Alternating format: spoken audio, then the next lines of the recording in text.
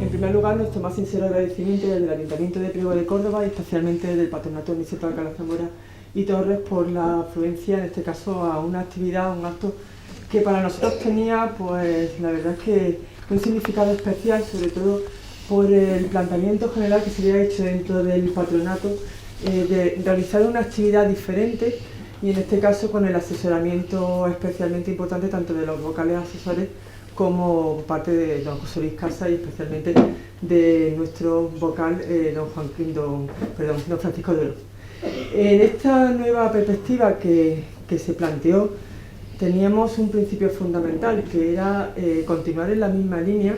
en la que se ha trabajado en este patronato, que como bien conoce todo el mundo ha sido no solamente el papel referente de ensalzar a nuestro personaje, a nuestra persona de referencia, a nuestro intelectual, que es don Niceto Alcalá Zamora, sino que esa línea fuese siempre una línea ascendente, tanto desde el punto de vista intelectual como desde el punto de vista del propio conocimiento que tienen que tener tanto los ciudadanos de Priego de Córdoba como el papel de don Niceto Alcalá Zamora a nivel nacional e internacional. En esta línea de trabajo, pues creo que la idea que se planteó dentro del seno del patronato, en la cual pues la referencia fundamental era comenzar a ese nuevo papel que debía de conocer todo el mundo, no solamente el Niceto Alcalá Zamora abogado, el Niceto Alcalá Zamora político, el Niceto Alcalá Zamora hombre de Estado, sino que también el Niceto Alcalá Zamora miembro de las diferentes academias, en este caso de la Real Academia Española, de la Real Academia de Jurisprudencia y de la Real Academia de Ciencias Morales y Políticas, que creo que para nosotros tiene que ser como natural un orgullo como prieguenses, pero que teníamos que darle ese papel nacional que siempre se le ha querido dar a este patronato. En este sentido, bueno, pues el planteamiento que se realizó, y por eso en esta mesa hoy se encuentra tanto el vocal de gestión como el asesor del patronato y de alguna manera una persona que es la que venimos hoy a presentar, el papel fundamental fue comenzar con esa academia, con la Real Academia Española y digamos que comenzar por el último escalón de estas academias tan importantes en nuestro estado, en nuestro territorio nacional. En ese papel que teníamos que realizar, pues se realizó una invitación por parte del Ayuntamiento de Priego de Córdoba en este caso, al director de la Real Academia. En el pleno de hace 2 meses, quizás, prácticamente al momento de mandar esa invitación, en este caso, pues, por parte de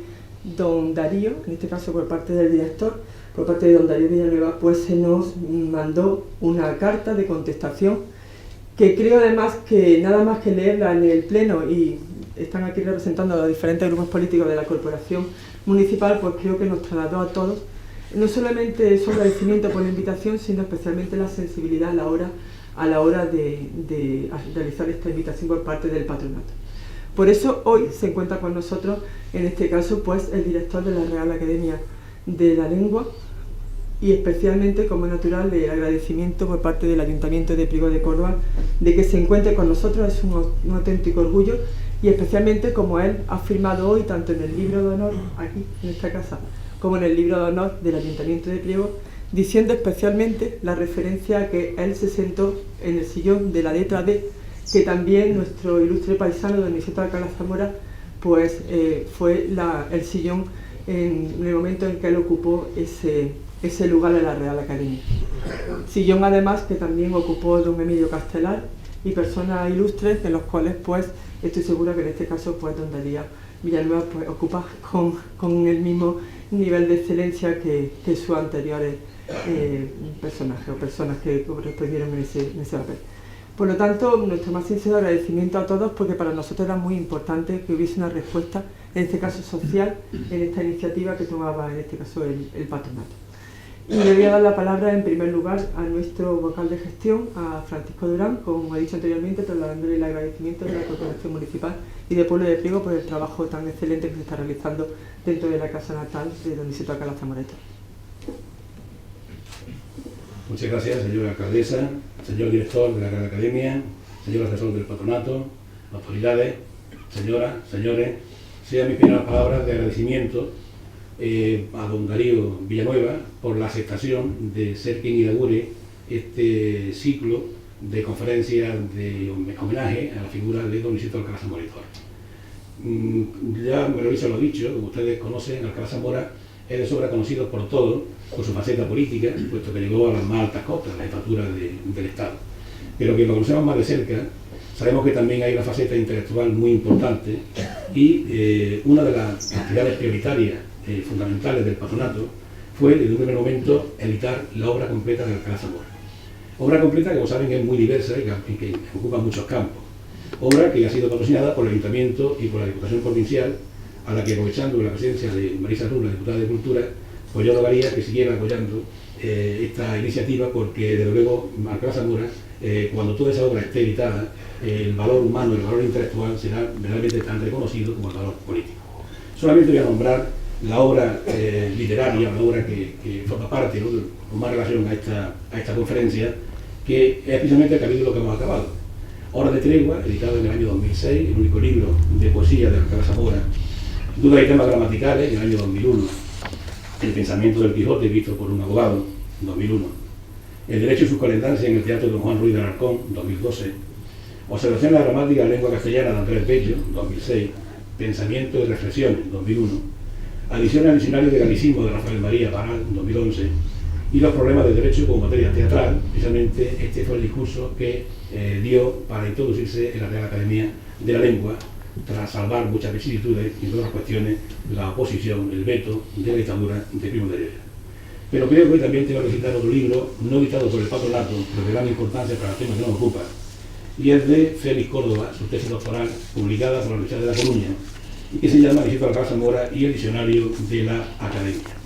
Porque Félix ha investigado bien esa relación de Alcalá Zamora con la Real Academia de la Lengua, y nos dice que, pese a que coincidió del año 32 al 36, es decir, en los años en que Alcalá Zamora tenía la máxima responsabilidad de jefatura del Estado, sin embargo, pese a lo que se ha escrito en algunas biografías, acudió con asiduidad a la Junta Académica, en la que propuso cientos de enmiendas y adiciones para el diccionario académico. Todo eso se recoge en esa obra de Félix Córdoba. Y me gustaría terminar con una pequeña anécdota. Hace un poco tiempo salió una noticia de que habían aparecido, ¿no?, las cenizas de los restos de Miguel de Cervantes, supuestamente, ¿no?, en el convento de la Trinitaria, ¿no? Bueno, pues Alcalá Zamora, en su memoria, en la página 234, tiene un artículo una reseña muy significativa, ¿no?, se llama Las cenizas de Cervantes. Y Alcalá Zamora movió cielo y tierra para evitar que ese convento de la Trinitaria fuese subastado y hubiese desaparecido, argumentando que ahí se encontraban las cenizas de Cervantes, ¿no? Pero sin lugar a dudas, lo importante en el día de hoy es lo que nos transmita don Darío Villanueva, que va a ser presentado por don José Luis Casas. Buenas tardes, señora alcaldesa, señor director de la Academia, vocal de gestión, miembro de la corporación, señora diputada del área de cultura de la Diputación, representante de la Academia de Córdoba, querido compañero Antonio Cruz, y público en general, queridas amigas y amigos de este patronato que acuden siempre puntualmente a la cita con las actividades que aquí desarrollamos. Como bien ha señalado la alcaldesa hace un momento, la idea que tuvimos dentro del patronato fue la de realizar anualmente una conferencia que se desarrollara como conferencia homenaje a don Niceto Alcalá Zamora, que todos sabemos que tiene una trayectoria muy amplia, muy diversa, y que realiza una gran cantidad de actividades, y entre esas actividades estuvo su pertenencia a 3 academias: a la Academia de Ciencias Morales y Políticas, a la Academia de Jurisprudencia y Legislación, de la cual incluso llegó a ser presidente en 1930, y finalmente en 1932 la Real Academia de la Lengua, en la que podía haber ingresado antes, pero hasta ese momento, cuando ya era jefe del Estado, pues no se produce su ingreso. Y además la propuesta que se le hace para que someterse a votación se la hace don Ramón Menéndez Pidal justo el día en el que él dimitía como presidente del gobierno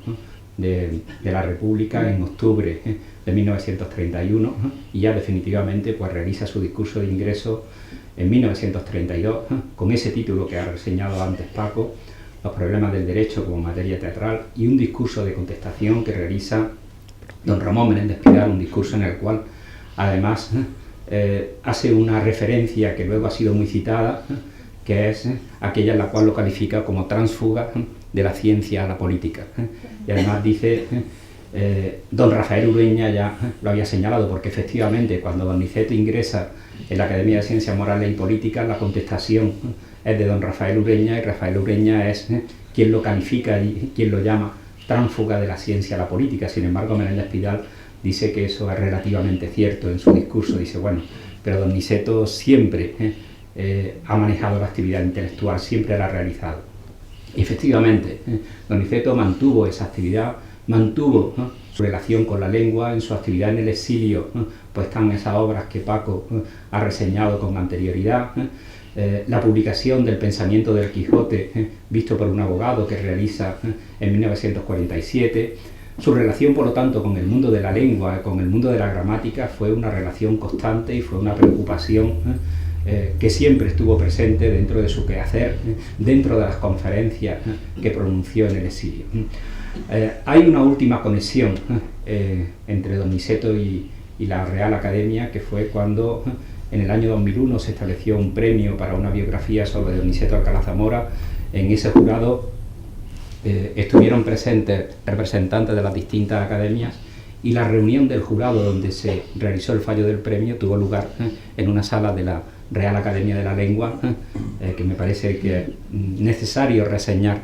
ese dato, que puede parecer anecdótico, pero yo creo que tiene su valor. Jurado que estuvo presidido por don Eduardo García de Enterría, y del cual yo formé parte representando a este patronato. Dado que este año es un año, como todos sabemos, de centenario cervantino, nos parecía que iniciar estas conferencias homenaje era muy bueno que fuese con la Academia de la Lengua. Por eso nos dirigimos antes que a nadie a don Darío Villanueva, al cual agradezco la prontitud con la que nos contestó y la gentileza que ha tenido y el esfuerzo que me consta que tiene que hacer para desplazarse hoy hasta Priego rápidamente. Don Darío Villanueva es, como todos ustedes saben, director de la Real Academia Española de la Lengua. Él desempeña ese puesto desde el año 2014. En el año 2010 también desempeñó el cargo de secretario. En ese momento yo creo que tuvo una labor muy importante, y todos lo vimos en aquellos momentos por medio de comunicación, con la edición del diccionario, la 23ª edición del diccionario. Él había ingresado en la Academia en el año 2007. Su discurso de ingreso fue sobre el Quijote antes del cinema. Me consta, por lo que he leído, que el cine es una de sus preocupaciones y una de sus ocupaciones, o de sus puntos de interés intelectual. En un discurso de ingreso en el que le contestó Pere Gimferrer, fue quien pronunció el discurso de contestación. Don Darío es catedrático de Teoría de la Literatura y de Literatura Comparada en la Universidad de Santiago de Compostela. Esa es su actividad profesional. Previamente ha sido también, además, rector de esa universidad, y con anterioridad también fue decano de la Facultad de Filología en la Universidad de Santiago de Compostela. Actualmente pues también preside ese comité de la Biblioteca Virtual Cervantes, que es esa herramienta a la que yo creo que muchos recurrimos cuando necesitamos alguna obra que es difícil hoy día de localizar, y desde luego es un instrumento fabuloso para todos aquellos que tenemos que investigar. Ha sido doctor honoris causa por varias universidades, y su obra, que no voy a relatar aquí porque él se tiene que ir pronto, y si yo empezara a relatar toda su obra pues no terminaríamos y nos comeríamos su conferencia, pero su obra, además de ocuparse de teoría de la literatura, se ha ocupado de una gran diversidad de autores, desde Walt Whitman, Quevedo, Baroja, Camilo José Cela. Ha editado la obra de Emilia Pardo Bazán, todas las obras completas, Valle Inclán, El Jarama y Sánchez Ferlosio. Es decir, todo eso ha formado parte de su ocupación y de su dedicación. Ha sido durante, en muchos casos, profesor visitante en universidades y conferencias en universidades de todo el mundo, ¿no? Por lo que yo he visto, no falta ningún continente que don Darío haya visitado en alguna de sus universidades. Solamente, como ustedes saben, la Antártida, pero no tiene universidad por ahora, y por lo tanto es el único continente en el que él no ha estado como profesor visitante o como conferenciante. Ahora yo creo que a ese currículum podemos añadir que también ha sido conferenciante en la casa natal de don Niceto Alcalá Zamora, y que ha iniciado el ciclo de conferencias homenaje a don Niceto Alcalá Zamora. Yo el otro día lo recordaba, que algunas veces hay personas que dicen que hizo don Niceto por Priego. Yo creo que hizo muchas cosas, pero además, gracias a don Niceto, podemos tener hoy aquí a don Darío Villanueva, y lo podemos escuchar en esta conferencia, en esta memoria de don Niceto Alcalá Zamora en el centenario cervantino. De nuevo, mi agradecimiento y, por supuesto, a todas las personas que nos acompañan aquí para escucharlo.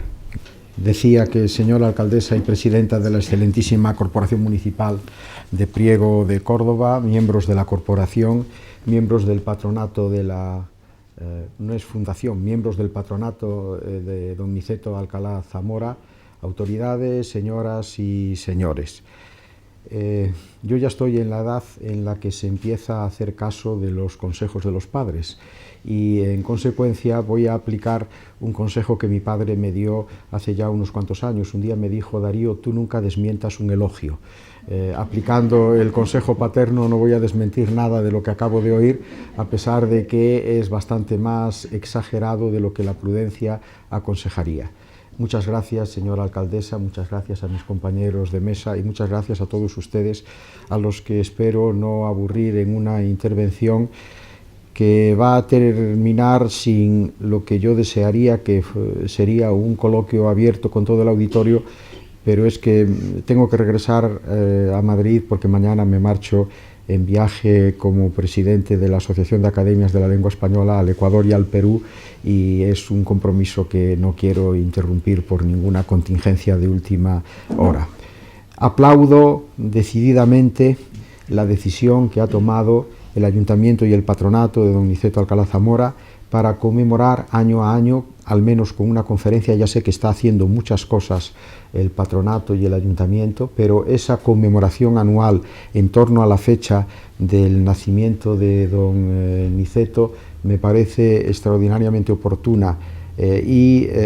no tengo más que agradecer de todo corazón que haya sido la Real Academia Española la primera invitada, y yo procuraré representarla de la manera más digna posible. Se da además esa otra circunstancia que se ha mencionado aquí, la circunstancia de que por los azares de la vida yo ocupo el mismo sillón, letra D mayúscula, que ocupó don Niceto Alcalá Zamora y que ocupó también otro presidente de la Primera República, don Emilio Castelar, ambos los dos maestros de la oratoria. Ustedes comprenderán que yo me siento muy presionado por esa referencia doble en lo que yo les diga y sobre todo en cómo se lo diga. Ya estoy convencido de antemano que no voy a estar a la altura de las circunstancias. Me recuerda esto que les digo de todo corazón, la famosa frase de Bernardo de Chartres cuando decía: nosotros somos enanos subidos a los hombros de los gigantes. Efectivamente, los nombres que he pronunciado, y especialmente aquí don Niceto Alcalá Zamora, es un gigante en relación a la disminuida condición de expositor o de orador que yo pueda manifestar a lo largo de mi intervención de hoy. Vengo además para cumplir un mandato estatutario de la Real Academia Española. Desde su fundación hace ya 303 años, la Real Academia Española en sus estatutos impone como uno de sus objetivos mantener viva la memoria de todos cuantos han contribuido a las glorias de las letras castellanas y españolas. Creo que don Niceto Alcalá Zamora es una de esas figuras a las que la Real Academia Española tiene que atender en el cumplimiento de este motivo y en esta obligación estatutaria, y yo lo hago, por lo tanto, con todo convencimiento y seguro de que no podía faltar la presencia de la Real Academia aquí cuando fuese convocada, como ha sido tan generosamente convocada por el Ayuntamiento y por el Patronato. Esto además en un año de especiales conmemoraciones luctuosas o centenarias. luctuosas en el caso de los centenarios de los fallecimientos. Este es el año del fallecimiento de William Shakespeare, que también nos toca porque sin duda es patrimonio de todos, es un patrimonio universal, pero es el centenario de Miguel de Cervantes Saavedra y del Inca Garcilaso de la Vega, que falleció muy cerca, además, de Priego de Córdoba. Y he visto hoy con gran satisfacción cómo se está organizando un congreso verdaderamente modélico en donde por junto se conmemoran esas tres referencias, Shakespeare, Cervantes y el Inca Garcilaso, que fallecieron todos en un pañuelo de tiempo en el mes de abril-mayo del año 1616. Pero también es el año del centenario primero del fallecimiento de Rubén Darío, el príncipe de la poesía moderna en lengua castellana. Es el centenario del fallecimiento de don José Echegaray, premio Nobel de Literatura, y el centenario del nacimiento de don Antonio Buero Vallejo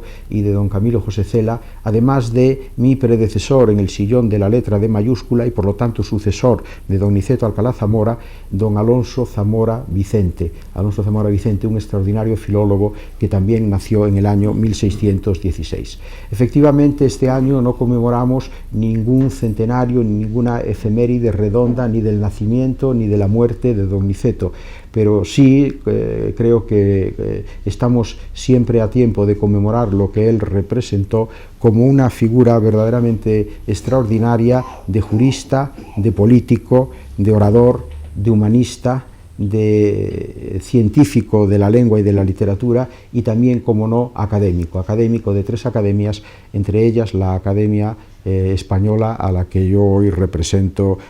aquí.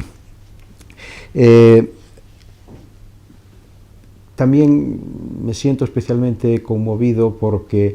me resulta inevitable recordar, ya lo he hecho, pero lo vuelvo a repetir ahora, a mi padre, que fue jurista, fue juez magistrado y que tenía una gran devoción por don Niceto Alcalá Zamora, precisamente por esa condición de hombre de leyes, por esa condición de hombre político y esa condición de hombre de letras, porque los juristas tienen una especial sensibilidad hacia las palabras. Las palabras constituyen realidades, las palabras constituyen normas y configuran nuestra sociedad, aparte de que son el instrumento que tenemos para entendernos y para discrepar los unos con los otros. No hay que olvidar que la creación del mundo en el libro del Génesis se hace a través de un procedimiento lingüístico, y dijo Yahvé, haya luz, y hubo luz, y separó la luz de las tinieblas, y dijo, haya tierra, y apareció la tierra, y la separó de las aguas del mar. Es decir, se crea el mundo mediante un proceso de constitución lingüística. La Biblia de la civilización maya quiché, el Popol Vuh,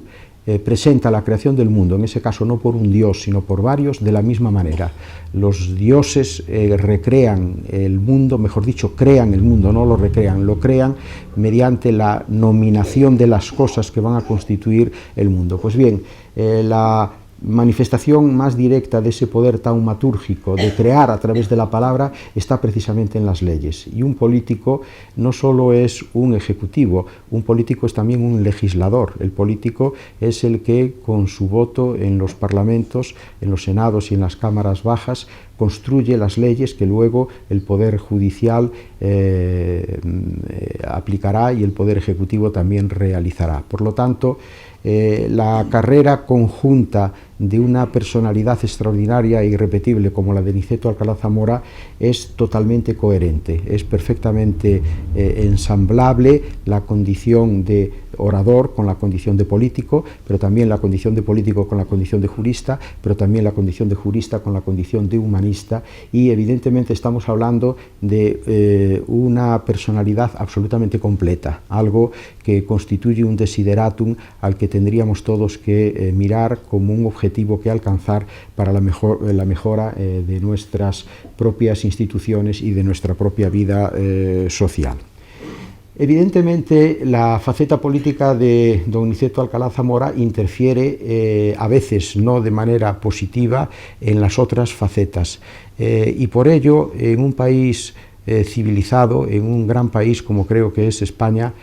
conviene que mantengamos viva la figura de todas nuestras personalidades constitutivas, independientemente de avatares circunstanciales, de forma de Estado, de régimen político, de gobierno, de un partido o de otro partido. Las personalidades que han configurado todo lo bueno que podamos ser tienen que tener siempre una vela encendida en el altar de nuestros manes, y es lo que este patronato de don Niceto Alcalá Zamora está realizando. Lo acabo de comprobar con una visita más rápida de lo que yo quisiera, pero suficiente para hacerme una idea de lo que ustedes tienen aquí. Ya quisiera yo haber nacido en un pueblo, en una villa que dio cuna a un presidente de república, es decir, a un jefe del Estado. Yo procedo de una villa gallega que se llama Villalba, que dio, eso sí, un líder de la oposición, pero no un presidente de república y un jefe del Estado.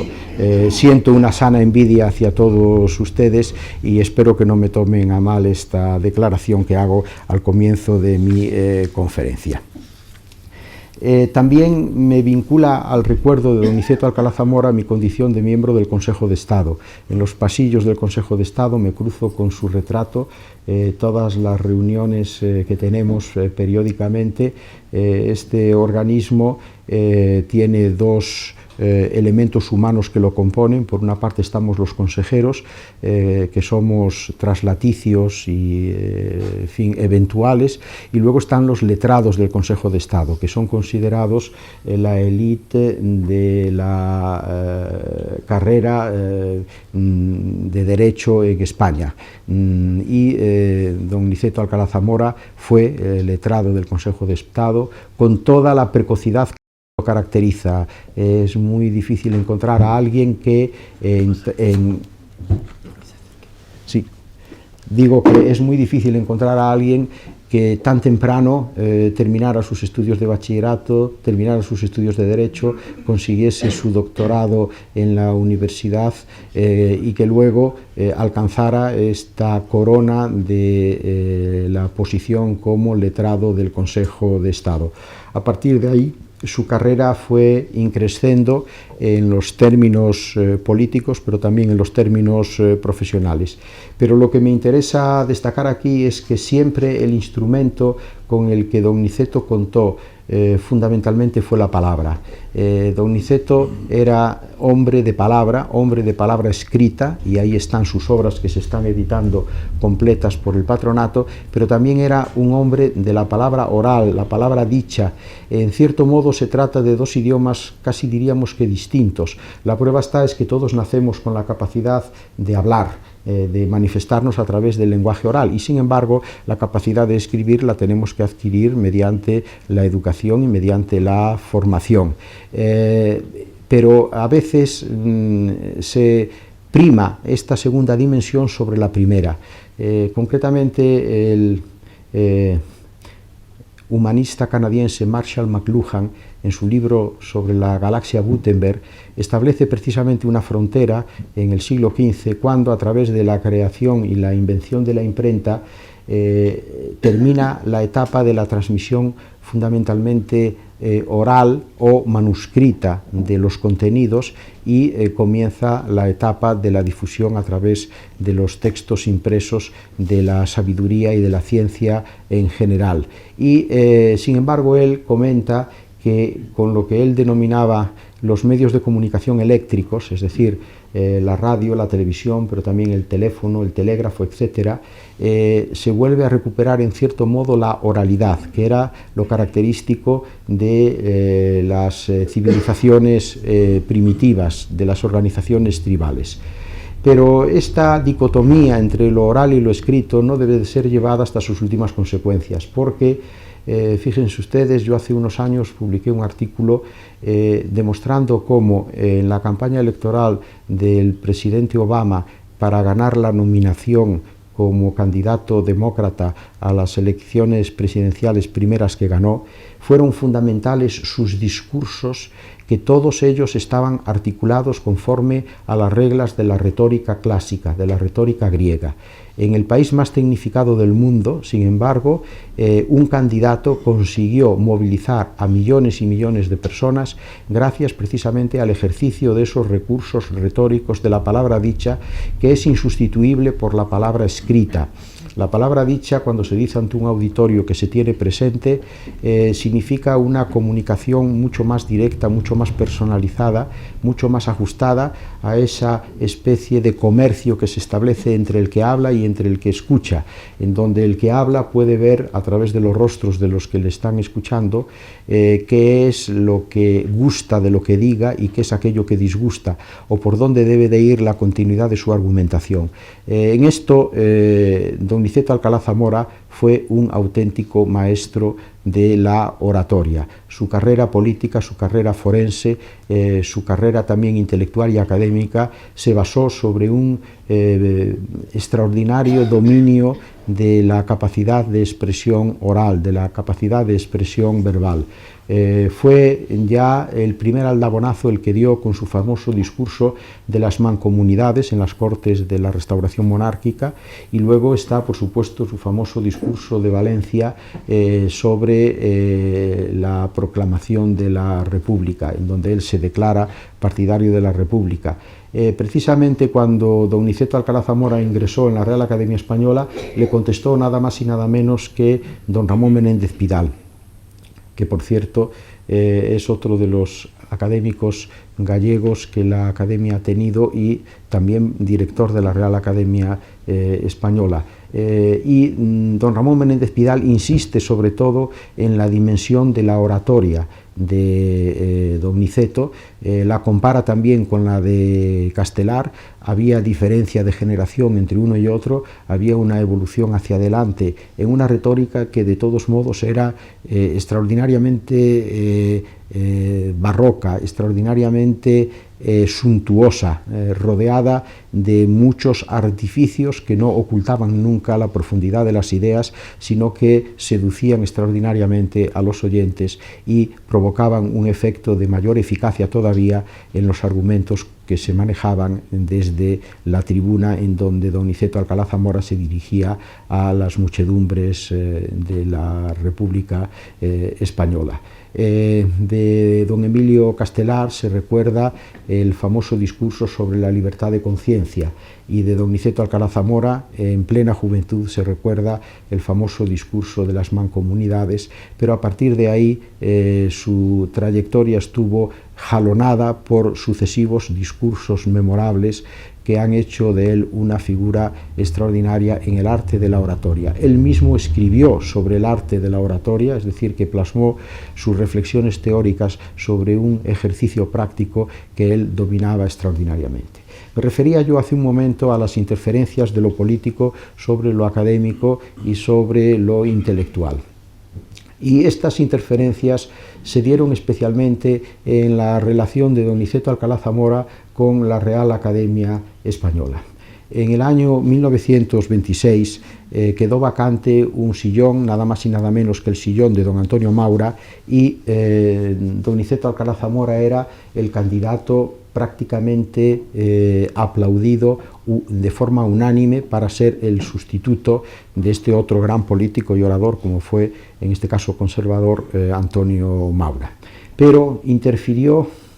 de manera brutal la jefatura del gobierno, detentada en aquel momento por el general Primo de Rivera. El general Primo de Rivera, cuando ya estaba la orden de convocatoria de la plaza en el Boletín Oficial del Estado y todo parecía que iba a transcurrir de manera muy suave, los puestos de académico se cubren cuando hay una vacante por la propuesta de un candidato o de varios, en cada caso por 3 académicos ya de la propia academia. Se exponen los méritos de cada uno de ellos y luego se produce la votación. Cuando hay un candidato de extraordinaria relevancia, normalmente nadie se presenta contra él, y ese camino es un camino de rosas, un camino triunfal, que era lo que le esperaba a don Niceto Alcalá Zamora. Pero el general Primo de Rivera se inventa de la noche a la mañana un real decreto que anula la plaza a la que aspiraba don Niceto, y crea una plaza para un académico de procedencia catalana. No era precisamente el dictador persona muy proclive a favorecer las lenguas regionales españolas, y sin embargo, para bloquear el acceso de don Niceto a la Academia Española, se saca del gorro como un prestidigitador unos sillones especiales para académicos catalanes, vascos y gallegos, y concretamente el académico catalán que ocupa ese puesto es Antonio Rubió y Lluch. Don Niceto, como jurista que era, presenta un recurso y ese recurso va siguiendo su camino, pero finalmente, cuando accede a la presidencia de la República, ya renuncia a continuar con el pleito, dando el asunto por perdido en lo que se refiere a aquella plaza. Pero ocurre que al año siguiente queda otra nueva vacante, en este caso la vacante de don Miguel Echegaray, y se propone otra vez a don Niceto Alcalá Zamora como el candidato unánimemente aplaudido. Y de nuevo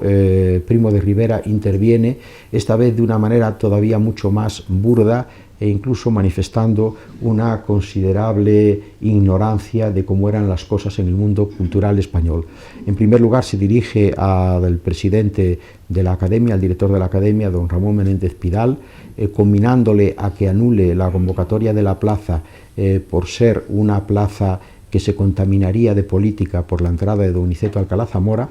Incluso amenaza con multar a los académicos que voten a don Niceto con 50.000 pesetas, lo cual era una cantidad muy considerable en el momento, e incluso él dice que por qué no se nombran otros candidatos que podrían ser más meritorios incluso que Alcalá Zamora, entre ellos don Adelardo López de Ayala. Don Adelardo López de Ayala llevaba muerto 50 años y el dictador se había confundido con don Ramón Pérez de Ayala, que sí estaba vivo y que llegaría a ser académico de la Española. Pero hay un segundo episodio en donde política y academia se interfieren en torno a la figura de don Niceto Alcalá Zamora, y es lo que sucede al acabar la Guerra Civil. Al acabar la Guerra Civil, en el año 1941, el dictador decreta que los sillones ocupados por académicos republicanos que están en el exilio sean sacados a concurso y que sea anulado el nombramiento de estos candidatos. Eran en total, perdón, de estos académicos, en total eran 6. Uno de ellos era precisamente don Niceto Alcalá Zamora, porque, eso sí, como ya se ha dicho aquí en la presentación, todas las argucias y maniobras de Primo de Rivera no sirvieron de nada, y don Niceto entró por la puerta grande en la Academia, recién nombrado presidente de la República, no en la época provisional, sino en la primera época ya constitutiva, y fue nada más y nada menos que recibido por el propio director, don Ramón Menéndez Pidal. Pues bien, Francisco Franco decreta,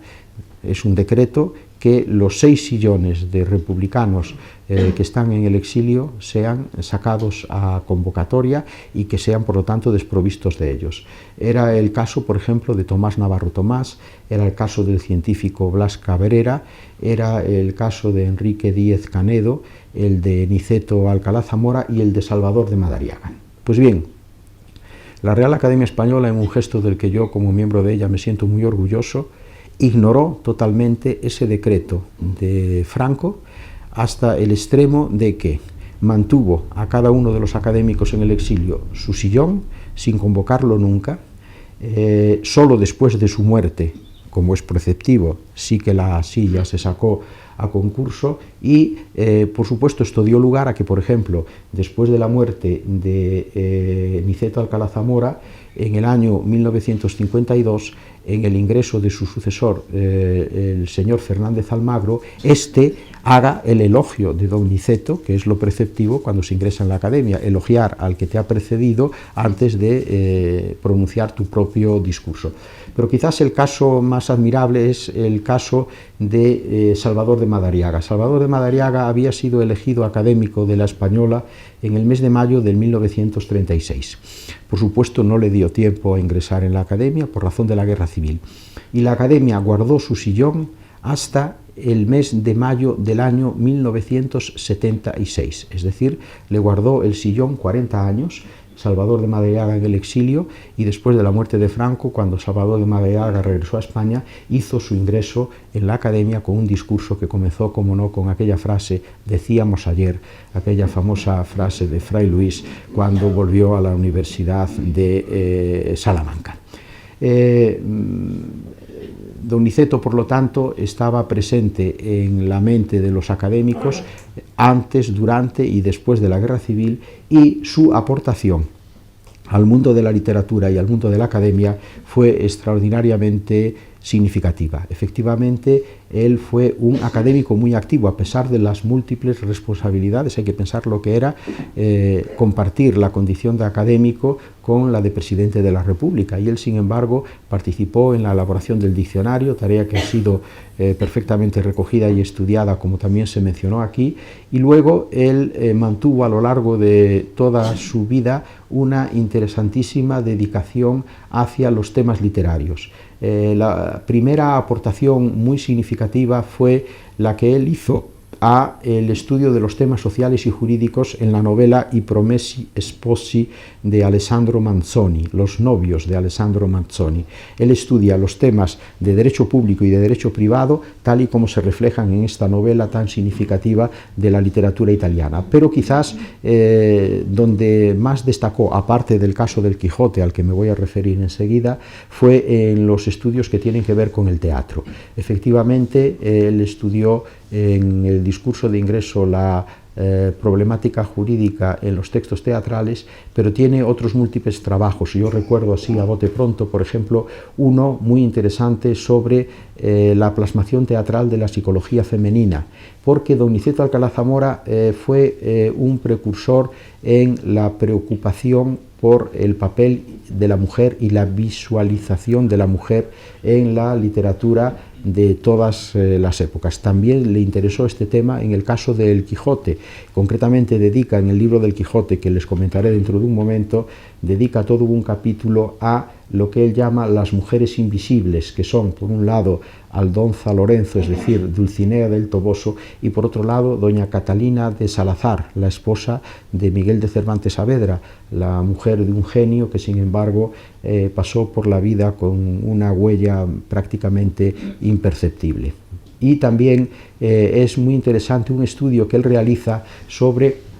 el dramaturgo novohispano Juan Ruiz de Alarcón, porque él encuentra en el teatro de Ruiz de Alarcón elementos políticamente muy interesantes, elementos, digamos, predemocráticos, partidario, como era Ruiz de Alarcón, de la separación de los poderes dentro del Estado, de la limitación del poder absoluto de los monarcas y de determinados avances de tipo social que, por supuesto, don Niceto Alcalá Zamora sin duda compartía. Sumando todas sus aportaciones literarias, tenemos un corpus verdaderamente interesante, pero eso sí, lo que yo quiero destacar, y esto es lo que me vuelve otra vez al recuerdo de mi padre, es que la visión que de la literatura tiene don Niceto es sobre todo la visión de un jurista, es decir, la visión de un hombre que hace de la palabra un instrumento para la aplicación de la justicia y para la transformación de la realidad. Lo cual no quiere decir que ignore que la palabra sirve también para crear belleza, para producir emoción, que es lo que la literatura en definitiva nos proporciona a todos. El enfoque que él da a la literatura es este enfoque específico, con lo cual vemos cómo se van amalgamando las distintas perspectivas de su personalidad, haciendo de él una persona cabal, una persona de una sola pieza, a pesar de lo poliédrico de todas estas facetas y de todos estos matices que encontramos en lo que don Niceto Alcalá Zamora fue. Efectivamente, estamos conmemorando el 4º centenario del fallecimiento de don Miguel de Cervantes Saavedra, y el año pasado conmemorábamos el 4º centenario de la publicación de la segunda parte del ingenioso caballero Don Quijote de la Mancha. En 1605 se había publicado la primera, el ingenioso hidalgo Don Quijote de la Mancha, y la suma de estas dos partes, intermediando el Quijote apócrifo de Fernández de Avellaneda, constituye una de las obras fundamentales de referencia en la literatura moderna. Junto con Shakespeare son los dos autores que no tienen discusión posible en el canon de la literatura occidental. Esta conmemoración sirve para ponderar algo que don Niceto Alcalá Zamora en su libro dice con toda claridad. En primer lugar, que siendo un libro profundamente español, El Quijote, en gran parte reflejo de elementos constitutivos de nuestra personalidad como pueblo, es al mismo tiempo un libro de validez universal. Y esto está perfectamente demostrado porque no hay personaje más famoso en la literatura, en la historia de la literatura universal, precisamente que Don Quijote, y también acompañándole el propio Sancho. Y luego también me interesa mucho de la visión de don Niceto acerca del Quijote,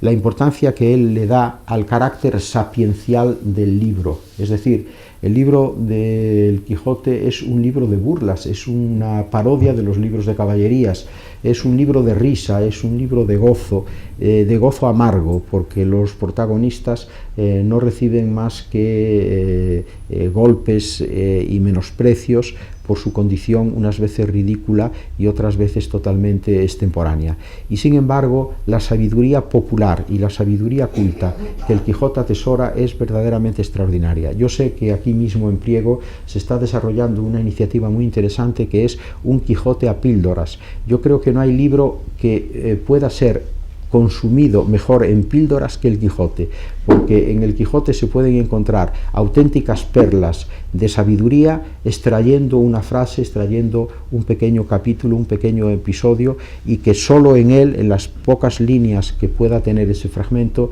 está encerrado lo que otra obra tendría que exponer a lo largo de numerosísimas páginas. Don Niceto sabe que esto es así y además aplica una idea muy curiosa, que es la de una palabra que tiene orígenes orientales, que es la palabra serendipia. La serendipia es un poco como la chiripa, es decir, es el hallazgo de algo muy importante que se produce por casualidad. Pues bien, él dice que ha habido, no utiliza la palabra serendipia, pero ha habido dos hechos importantes en nuestra historia que obedecen a este patrón. Uno es el descubrimiento de América. Realmente Colón no buscaba América. Colón estaba buscando una ruta a las Indias orientales. Bueno, orientales depende del punto que se mire, ¿no? Pero yendo por Occidente en todo caso. Y la segunda es el Quijote, porque dice don Niceto que Cervantes, queriendo hacer un libro de burlas de los libros de caballerías, lo que consigue es producir una especie de Biblia de toda la sabiduría humanística, porque es un libro profundamente humano, es donde se demuestra que las personas somos una mezcla de lo heroico y de lo ridículo, somos una mezcla de lo sublime y de lo miserable, y que todo eso no se puede decantar por separado, sino que forma parte de nuestra esencia y de nuestra constitución definitiva. La atención al libro de Don Quijote por parte de nuestros intelectuales más importantes fue continuada a lo largo del siglo XX y también hasta hoy. Pero yo quiero mencionar, ya que el Quijote visto por un abogado, el pensamiento del Quijote, que es el título del libro de don Niceto Alcalá Zamora, es el último de una serie que tiene unos precedentes verdaderamente impresionantes. Todo comienza con la vida de Don Quijote y Sancho de Miguel de Unamuno del año 1905, cuando el tercer centenario de la publicación de la primera parte del Quijote. Luego, en el año 1914, cuando ya se avecina la conmemoración de la segunda parte, es José Ortega y Gasset el que publica Meditaciones del Quijote. Pero un poco después, en el año 25, es Américo Castro el que publica El pensamiento de Cervantes. Don Niceto se encargará del pensamiento de El Quijote, pero antes don Américo Castro había escrito el pensamiento de Cervantes. Y por último, el ya mencionado por mí y paisano mío, Salvador de Madariaga, publica en el año 1926 la Guía del Lector del Quijote. ¿Qué es lo que de nuevo tiene el trabajo admirable de Niceto Alcalá Zamora? Precisamente la perspectiva de un político, de un hombre de Estado y sobre todo de un jurista. A Niceto Alcalá Zamora le interesa el Quijote como obra de creación lingüística, y de hecho le dedica un último capítulo a los aspectos léxicos, a los aspectos sintácticos, a los aspectos puramente verbales, pero le interesa mucho más todo lo demás, y todo lo demás es, por ejemplo, lo que de sabiduría popular y de sabiduría culta el Quijote atesora. Y como tal jurista, es muy interesante decir que él no se manifiesta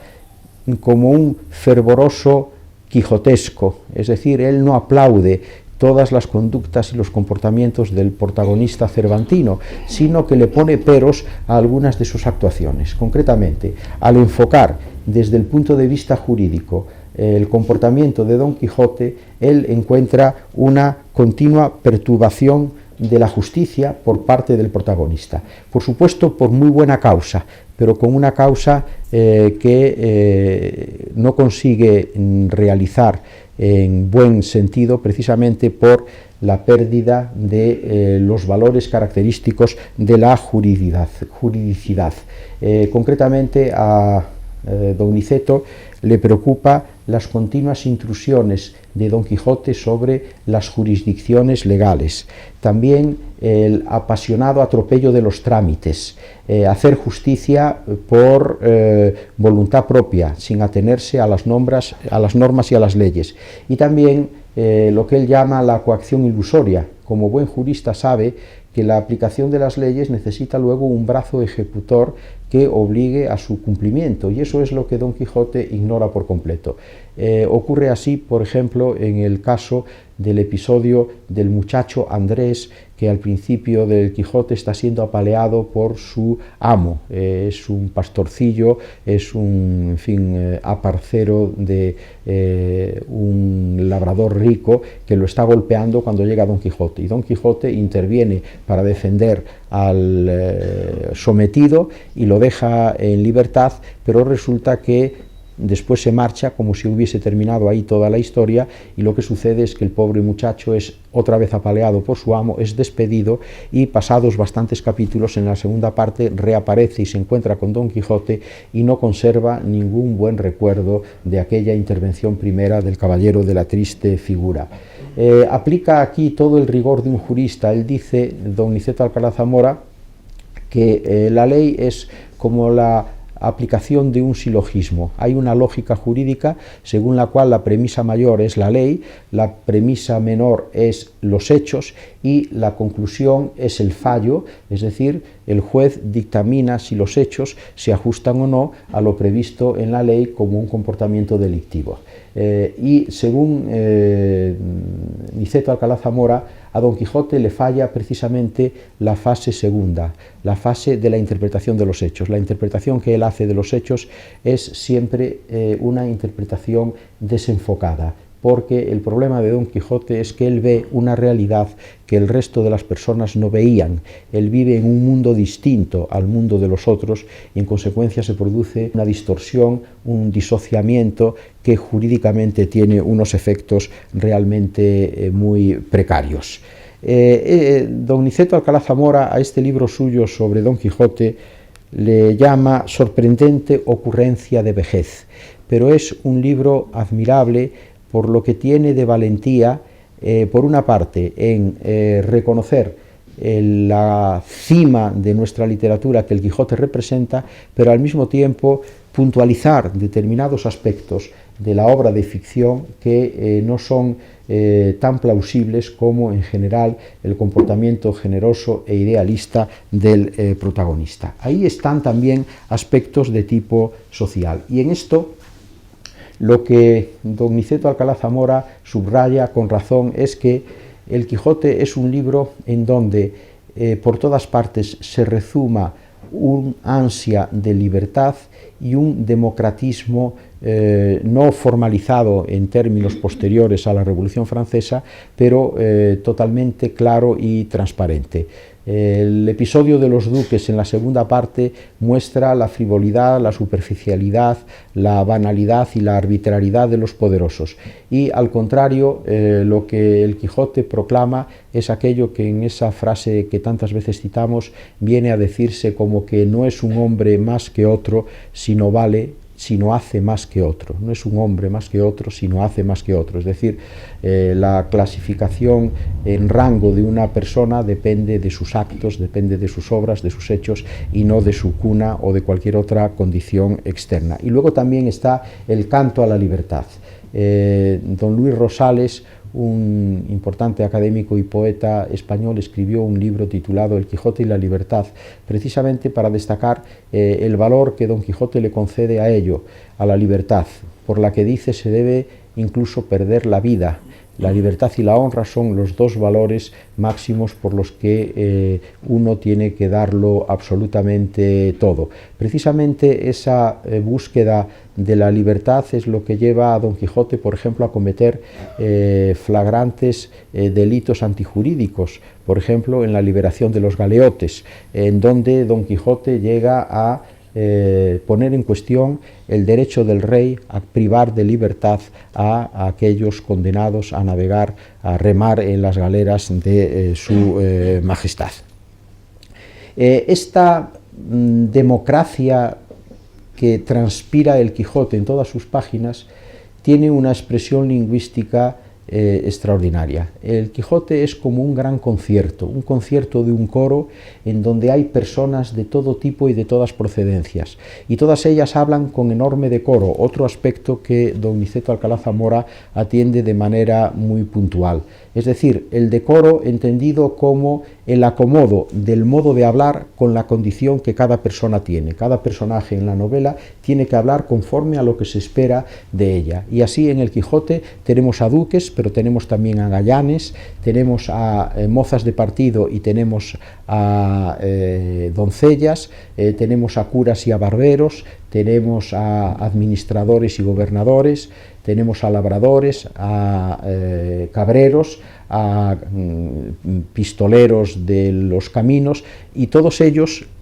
confluyen en una especie de gran sinfonía en donde resuena el castellano hablado en el siglo XVI, y por eso el Quijote es una obra lingüísticamente insuperable y una obra extraordinariamente oral. Aquí estoy seguro que don Niceto se encontraba como pez en el agua, en ese carácter oral de un libro que sin embargo es un libro escrito, porque el Quijote es fundamentalmente un libro de diálogos. Los personajes se pasan hablando todo el tiempo los unos con los otros. Tanto es así que en los estudios lingüísticos que hemos hecho de frecuencias de las palabras más usadas a lo largo de la novela, las dos que aparecen con mayor frecuencia son dijo y respondió, porque son las palabras que dan introducción a la pregunta y a la respuesta de unos y de otros. También me interesa, y con esto ya voy terminando, destacar aquí un aspecto en donde al tratarlo don Niceto Alcalá Zamora rezuma la amargura de la experiencia histórica que le tocó vivir desde un puesto absolutamente privilegiado, y es que él considera que el Quijote tiene componentes anarquistas, el personaje y la novela en su conjunto, y eso lo identifica con una cierta tendencia del espíritu español hacia la anarquía. De hecho, y fíjense que lo digo precisamente en la situación política que estamos viviendo en este momento, hay un momento en que Teresa Panza dice: hay muchos pueblos que viven perfectamente sin gobierno. Esta es una idea muy peligrosa, espero que no cunda el ejemplo, pero rezuma, repito, ese sentimiento anarquista profundamente hispánico. Él dice de un anarquismo, por supuesto, no violento, no el anarquismo de las pistolas y de las bombas, sino un anarquismo humanista, en el sentido de que la condición humana se sentiría mucho mejor y más libre si no tuviera encima unas estructuras de gobierno. En esto creo yo que efectivamente hay una resonancia de las experiencias terribles que don Niceto Alcalá Zamora tuvo que vivir como presidente de la República. Y como mi palabra al lado de la suya es un pálido vaído, nada más, quiero terminar leyendo precisamente un párrafo en el que, hablando del Quijote, al terminar su estudio sobre él, se percibe el sentimiento que don Niceto Alcalá Zamora en el año 1947 tenía de todo lo terrible que había sido la historia, no solo de España, sino del mundo entero. En el año 47 ya habían estallado las bombas de Hiroshima y Nagasaki. Y escribe don Niceto lo siguiente: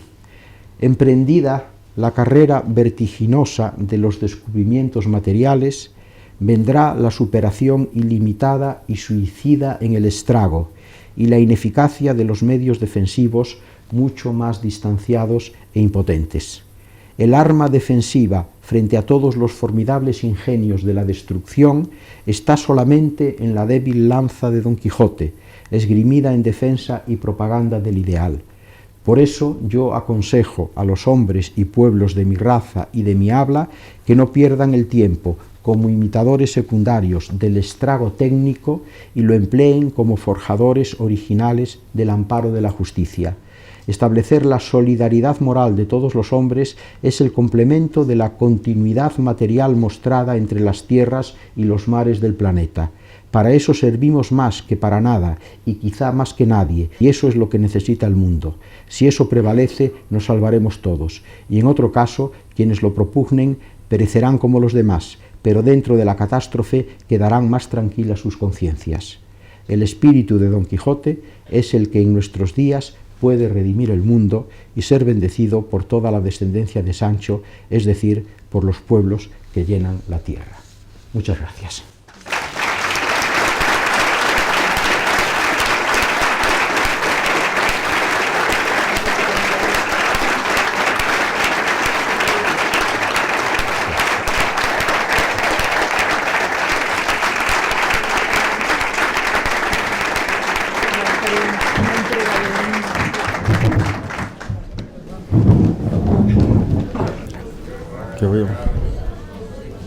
El libro de las Cortes Constituyentes. Las Cortes Constituyentes, el facsímil. 1931, el facsímil. Qué bueno. Muy bien. El texto de la Constitución y todos los diputados.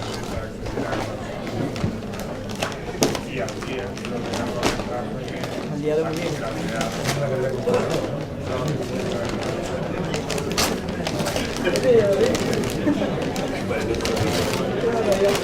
Y en nombre del Ayuntamiento de Priego,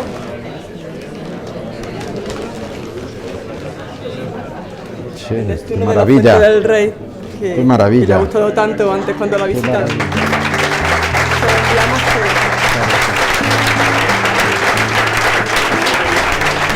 Muchas gracias, alcalde. felicidades, muy bien. Muchas gracias. Muchas gracias.